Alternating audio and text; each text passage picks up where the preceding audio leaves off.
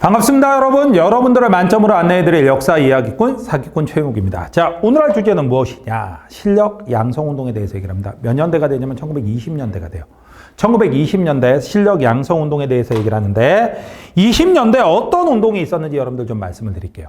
1920년대 가면서 사회주의 사상이 들어왔습니다. 그러면서 한쪽은 사회주의 운동이 나타나기도 하지만 여전히 이건 우리나라 독립운동이기 때문에 당연히 민족주의 계열의 운동이 있어요. 자, 한쪽은 민족주의 계열이 됩니다. 그리고 이 민족주의 계열의 운동과 또 다른 쪽에서 바로 무슨 주의? 방금 얘기했지만 사회주의가 나오게 돼요. 자, 사회주의 사상 같은 경우는 사회주의 계열 운동 같은 경우는 누구랑 연결이 많이 되냐면 노동자 농민운동하고 연결이 많이 됩니다. 근데 이거에 대한 얘기는 다음 시간에 얘기를 할 거예요. 오늘은 민족주의 계열 운동을 집중적으로 설명을 드릴 겁니다. 그런데 제가 사회주의는 그냥 이 주제표시 옆에 그냥 썼는데 민족주의 운동은 주제표시 옆에를 제가 비워놨어요. 그래서 무엇을 여러분들이 아셔야 되냐면 1920년대 민족주의 운동은 다른 이름으로도 불린다는 걸 여러분들이 알고 계셔야 됩니다. 다른 이름은 바로 뭐가 되느냐? 다른 게 아니라 바로 실력 양성 운동이에요. 실력 양성 운동이 됩니다. 1920년대 나오는 이 실력 양성 운동은 몽땅 다 민족주의 계열의 운동이라는 거, 파란색 운동이라는 거 여러분들이 기억을 좀 해두십시오. 아시겠어요? 자, 그렇다면 아예 제목 자체를 여러분들한테 무엇을 하냐면 여러분들 아예 제목 자체를 파란색으로 써드릴게요. 그래갖고 제일 먼저 나오는 게 바로 뭐가 있느냐? 물산장려 운동이라는 게 있어요.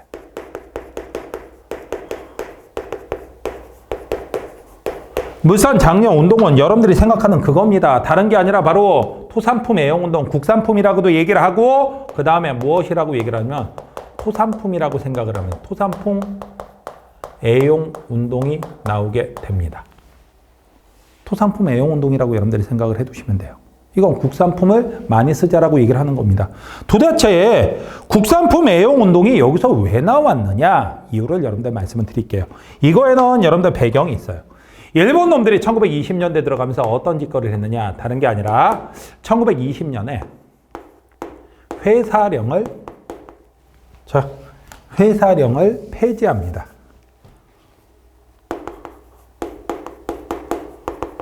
회사령을 폐지를 해요.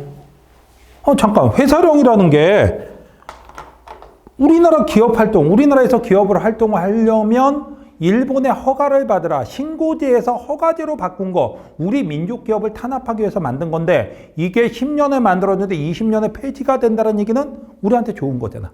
이렇게 얘기할 수 있습니다. 하지만 그렇지가 않아요. 왜 그렇지가 않다라고 얘기를 하느냐? 여러분들 잘 보십시오. 자, 일본하고 한국이 있습니다. 한국. 그리고 여기엔 일본이 있어요. 근데 솔직히 시장을 한번 봅시다. 시장은 한국이 크겠습니까? 일본이 조금 더 크죠. 인구도 많고. 그래갖고 여러분들 한국 시장은 요만해요. 그래갖고 여기에는 가라는 회사도 있고 나라는 회사도 있고 다라는 회사도 있어요. 근데 일본은 정말 큽니다. 시장이. 특히 이 시대는 더 심했죠. 그 차이가. 그래갖고 일본 회사 이름은 희한하게도 회사 이름 하나만 알려줘도 다른 회사 이름을 알더라고요. 여러분들이. 어떤 회사가 있냐면 쪽이라는 회사가 있어요. 그리고 회사 규모가 우리나라보다 훨씬 더 크죠. 그 다음에 두 번째 회사는 뭐가 있느냐? 바라는 회사가 있습니다. 그 다음에 세 번째 회사는 리라는 회사가 있어요. 무슨 관계가 있는지는 저도 잘 모르겠어요. 이런 회사가 있죠. 그런데 1910년대 가나다라는 회사는 일본의 회사령 내에서도 어떻게 해서 허가를 받아갖고 사업을 키워가고 있었어. 그런데 일본의 쪽 기업이 우리나라로 진출합니다. 그래갖고 쪽이 이렇게 큰 회사로 들어오다 보니까 겹치는 단은 견뎌내지 못하고 망하기도 해요. 어쨌든 이런 상황이 벌어지고 있다. 일본 회사가 더 큰 건 사실이었으니까. 이런 상황이 벌어졌는데 문제는 1910년대는 이 일본 시장 자체가 아직 포화 상태가 아니어서 바하고 리하고 바라는 회사도 우리나라 진출할까 그러고 있는데 솔직하게 여러분들 말해봅시다. 여러분들이 만약에 쪽 회사의 사장이에요. 그러면 리나 바 회사가 우리나라에 들어오는 거 좋아할까 싫어할까? 싫어하죠. 나 혼자 먹으려고 했는데 저거 별로 크지도 않은데 경쟁 기업이 들어오면 싫다란 말이에요. 그래갖고 이쪽이 한국에 있는 조선 총독부에다 로비를 합니다. 무엇을 이용했고 로비를? 바로 회사령을 이용해서 로비를 해요. 회사령의 대상은 일본 기업도 그 대상이 됩니다. 그래서 일본 기업도 허가를 받아야지만이 우리나라에다 회사를 설립할 수가 있는 거예요. 그래갖고 원래는 우리가 우리나라에 회사를 설립하려고 딱 허가해줘! 그러는데 이쪽이 이미 로비해갖고 총독부는 돈 받아 처먹었거든. 얘네들이 허가 안 돼. 하지마! 이럽니다. 그래갖고 뭐야? 하고서 알아봤더니 이미 쪽이 로비란 걸 안 거예요. 하지만 우리는 별로 신경 안 씁니다. 아이고 참나 조선시장이라 코딱지만한 거 갖고 지랄을 떠는 그래 니 무라 니 무 너 먹어라 그런 거예요. 근데 문제는 1920년대 10년대 이제 말이 다가오면서 일본 시장이 포화 시장이 됩니다. 쪽이 회사가 이만큼 커졌어요. 바도 이만큼 커졌어. 리도 회사가 이만큼 커졌어요. 일본 시장이 이제 완전 레드오션이 된 거죠. 이러다 보니까 이제 어디든지 아무리 조그만 시장이라도 진출해야 돼요. 그래갖고 리도 한국 진출해야 되겠다. 바도 한국 진출해야 되겠다. 이 생각을 하죠. 그런데 쪽이 역시 로비해갖고 막고 있으니까 이 바하고 리는 아예 일본 정부에다 로비를 합니다. 그리고 총독부에다가 명령을 내리게 하죠. 야, 더 이상 회사령 귀찮다. 아예 없애버려. 그래갖고 회사령을 폐지하라고 일본 정부에서 총독부에다 명령을 한 거예요. 그러다 보니까 총독부는 일본 정부에서 명령 내려오니까 알았어. 회사령 폐지해버린 겁니다. 그러니까 결과적으로 회사령이 없어졌다라는 건 현상적으로 보면 이렇게 현상이 되는 겁니다. 허가제로 갔던 회사 설립이 다시 신고제로 바뀌었다. 허가제가 없어지고 다시 신고제, 신고만 하면 끝나는 걸로 다시 바뀐 거예요. 그런데 이게 우리 민족 기업을 위해서가 아니라 바로 어떻게 되느냐? 다른 게 아니라 일본 기업의 한국 진출을 편리하게 하려고. 이렇게 회사량이 없어지다 보니까 희한하게도 일본 기업들이 우리나라로 잔뜩 몰려들면서 우리나라 회사들은 더욱더 좋아졌다 아니면 더욱더 불리해졌다. 더욱더 불리해지고 위기에 빠질 수밖에 없는 거예요. 이런 상황이 나오게 된다. 여러분들 아시겠습니까? 이거 여러분들이 기억을 해두시고요. 그 다음에 또 하나는 여러분들 일본에서는 관세 철폐 움직임이 있었어요. 관세 철폐 움직임. 이게 도대체 무슨 얘기냐? 일본하고 우리나라와의 무역을 여러분들이 평가를 해보면 기억나실지 모르겠습니다. 1876년 강화도 조약에서 무역 규칙 또는 통상장정이라는 걸 맺었어요. 그때는 무관세, 무항세, 무제한 무역, 관세가 없는 무역으로 갔었어요. 하지만 우리나라가 관세라는 조항이 있다는 걸 알게 되고 1883년도에 조일 통상장정 또는 개정 통상장정이라는 걸 맺으면서 관세가 약간이지만 들어갔죠.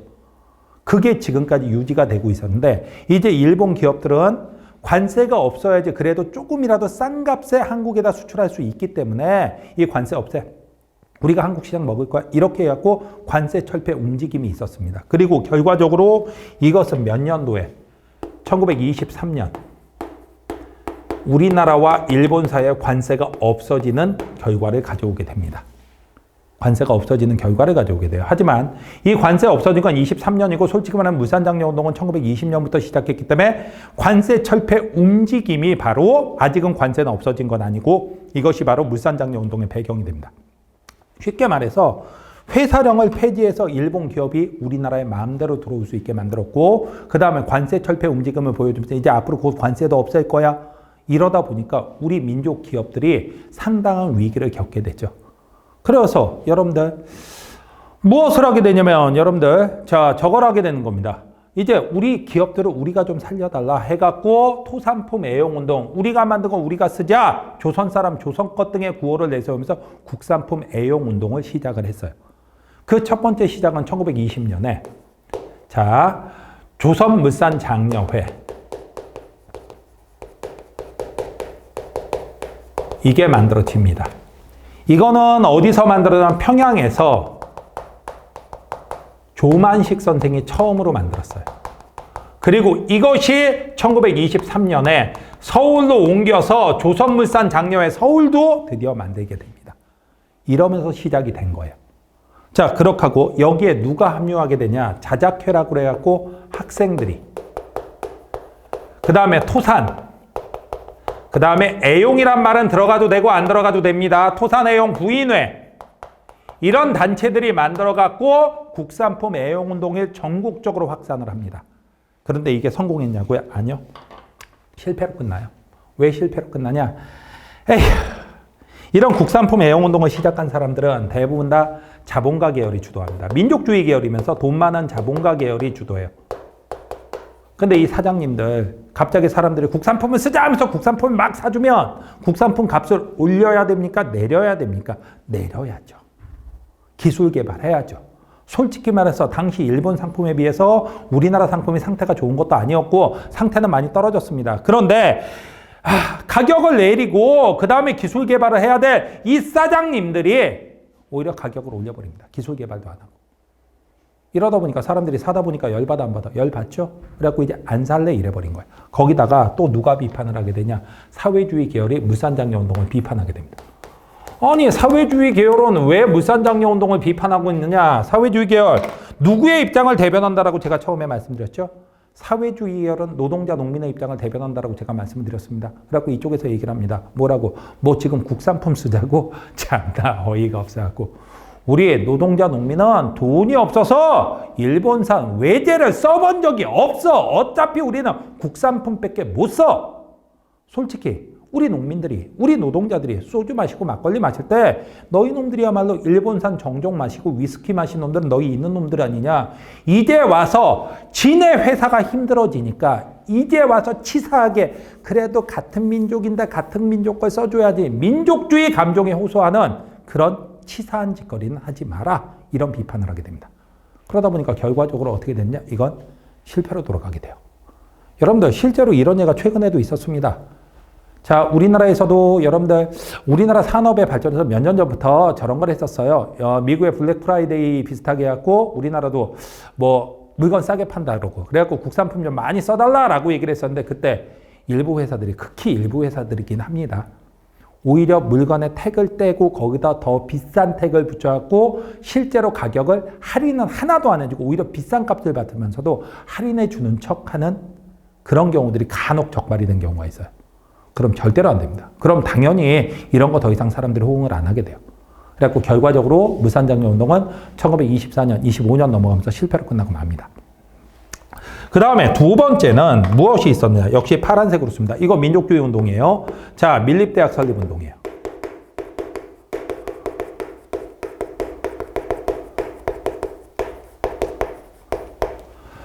밀립대학 설립 운동이라는 건 도대체 뭐냐? 우리나라 대학을 만들자요. 1910년대 일본은 아예 우리나라의 대학을 설립하는 것을 금지해 놨었습니다. 그런데 그래갖고 우리나라는 대학이 없었어요. 그런데 바로 무엇을 하게 되냐? 그러니까 당시에 우리나라 사람들이 대학을 다니려면 대학을 다녀! 대학을 만들어줘! 그러면 일본 놈들 한마디 했습니다. 아니 조센진 새끼들이 무슨 놈의 대학이야. 니는 대학 안 다녀도 돼. 아, 꼭 다니고 싶어? 그럼 일본으로 와. 일본에서 교육받고 돌아가. 여러분들 우리나라 인재들이 일본 가서 교육을 받고 돌아오면 뭐가 될 가능성이 높습니까? 친일파가 될 가능성이 무지 높죠. 친일파가 될 가능성이, 친일파 개새끼가 될 가능성이 무지 높죠. 자, 그러다 보니까 바로 어떡하자? 안 되겠다. 우리나라 대학을 우리 손으로 만들자라는 운동이 나오는데 그게 나올 수 있었던 배경은 바로 뭐가 되냐면 여러분들 이것의 배경은 1921년 제2차 나중에 교육운동에서 말씀을 드릴 거예요. 자, 조선 교육령에서 나오게 됩니다. 제2차 1922년 참 21년이 아니라 1922년입니다. 22년 2차 조선 교육령은 우리나라의 대학 설립을 가능하게 해놨어요. 그러자 우리의 대학을 만들자라고 운동이 벌어지게 됩니다. 자, 누가 앞장서느냐? 다른 분이 아니라 바로 이상재 선생이라는 분이 앞장을 서요. 이상재 선생이 앞장을 섭니다. 그리고 무엇을 만드냐? 조선 밀립대학. 자, 설립 기성회라는 걸 만들고 기성회보다 솔직히 말하면 기성준비회라는 걸 먼저 만들었다가 그 다음에 기성회로 발전을 시킵니다. 그리고 무엇을 하냐? 대학을 어떻게 만들 것이냐? 1인당. 자, 한 사람이 뭐 1인. 자, 1원씩. 1인당 1원씩을 모으면 1천만 명이 모금을 하면 1천만 원이란 거금을 우리가 만들 수 있다. 그걸로 대학을 만들어서 우리의 인재를 만들자라고 얘기를 했어요. 그래갖고 모금을 막 합니다. 근데 일본은 우리 민족이 우리의 대학을 만들면 되겠어 안 되겠어? 일본은 이게 싫은 거죠. 그래갖고 일본은 이걸 방해하려고 1924년에 경성 제국대학을 만들어줍니다. 경성 제국대학 딱 만들어주면서 한마디 하죠. 야, 대학 생겼지. 이거면 됐지. 라고 얘기를 합니다. 그래갖고 밀립대학 설립운동을 더 이상 못하게 만들어요. 근데 어이가 없는 건 자, 경성제국대학의 학생의 80% 이상이 쪽발이에요. 우리 민족을 위해서 만든 학교가 아닙니다. 바로 한국에 사는 일본인들이 다닐 수 있는 학교를 만든 거예요. 그리고선 우리 더 이상 독립운동 못하게 이렇게 틀어 막아버린 거. 이게 바로 밀립대학 설립운동의 실패고 그 다음에 경성제국대학 이게 만들어진 겁니다. 거기다가 또 운도 안 좋았어. 왜? 하필이면 밀립대학 설립운동이 막 진행이 되던 1923년, 24년 이 해가 흉년이었어요. 그러다 보니까 모금이 제대로 되지도 않습니다. 그래갖고 결국 실패로 돌아간다. 그 다음이 세 번째는 뭐가 있느냐? 문맹퇴치운동이라는 게 있었습니다. 이것도 역시 민족주의 운동이에요. 자, 문맹퇴치운동이 있는데 문맹퇴치운동이라는 것은 문맹을 없애자. 당시 우리나라 문맹률이 80%가 넘었습니다. 솔직히 말하면 농민만으로 줄여놓으면 90%가 넘어요. 이렇게 문맹률, 글자를 못 읽는 분들의 비율이 너무 높아서 우리 민족이 아주 크게 당한 사건이 있어요. 1912년부터 1918년까지 일본 놈들이 한 토지 조사 사업. 복잡하고 어렵고 두꺼운 서류를 짧은 기간 안에 신고하라. 문맹률이 높은 나라에서 이게 가능합니까? 불가능합니까? 불가능하죠. 그래갖고 문맹퇴치운동 해야 된다라고 1920년대부터 나오기 시작합니다. 그래갖고 먼저 시작을 한 것은 어디서 시작을 해야? 야학. 그 다음이 한글, 보급운동 이런 것들이 나옵니다. 그러다가 결정적인 변화가 나온 게 1929년에 언론사들의 앞장서기 있을 거예요. 조선일보가 문자 보급운동이라는 걸 시작을 해요. 문자 보급운동이라는 걸 시작을 합니다. 그리고 또 하나는 여러분들 1931년에 동아일보는 무엇을 시작을 하느냐? 분화로드 운동이라는 걸 시작을 해요. 문자 보급은 무슨 뜻인지 알겠는데 분화로드는 뭡니까? 라고 하는데 분화로드는 러시아 말이긴 한데 원래 뜻은 인민 속으로 민중 속으로 가서 그들을 일깨우고 가르치자라고 얘기를 합니다.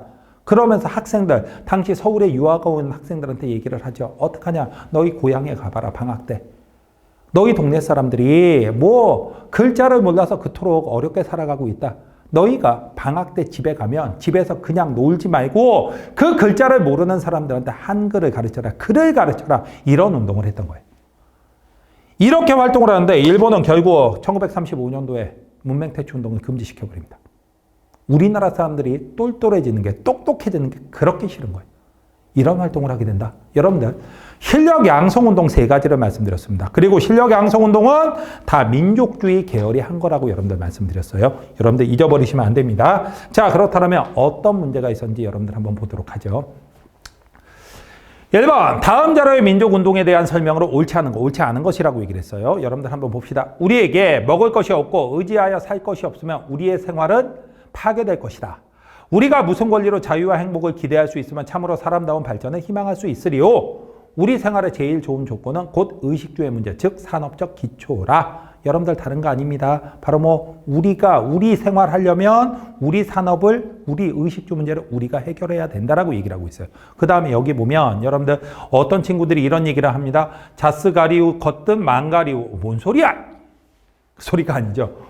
우리가 만든 것, 우리가 쓰자. 우리 손으로 만든, 우리 손으로 만든 광목. 이렇게 돼 있어요. 그렇다면, 이거는 여러분들, 빨간색으로 써주면 안 되겠다. 여러분들 헷갈리면 안 되니까. 보나마나, 토산품, 국산품 애용운동, 무선운동, 물산, 장려, 운동이 됩니다. 물산장려 운동이 돼요. 그렇다면 여러분들 한번 봅시다. 물산장려 운동이 무엇인지. 경제적 실력 양성을 주장했다. 맞는 얘기입니다. 조만식 등의 평양에서 시작된 거 맞아요. 그 다음에 자작계 토산 부인회 등의 단체가 참여했다. 맞는 얘기입니다. 그 다음에 1920년대 회사령 철폐가 계기가 되어 시작됐다. 회사령 철폐가 계기가 됐던 거 맞죠? 그 다음에 민족주의 계열과 사회주의 계열이 연합하여 주재.